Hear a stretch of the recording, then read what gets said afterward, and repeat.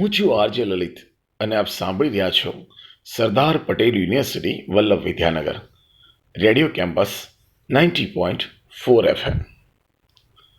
લઘુકથા મૈત્રી.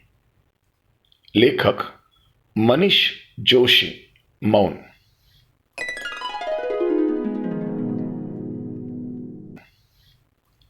એવા મવાલી સાથે દોસ્તી કેમ ગમે છે? કોલેજમાં કોઈ તેની સાથે વાત કરતું નથી.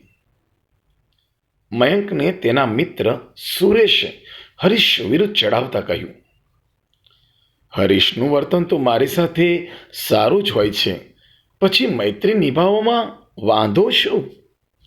જે હોય તે એ મને પસંદ નથી, કહી સુરેશે છણકો કર્યો અને ગર્લફ્રેન્ડ આવતા બાઇક લઈ નીકળી ગયો.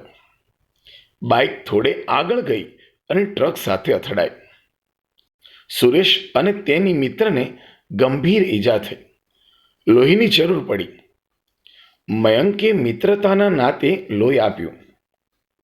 વધારે લોહીની જરૂર પડતા સુરેશના તમામ મિત્રોએ બ્લડ ગ્રુપ મેચ થતું હોવા છતાં લોહી ના આપ્યું.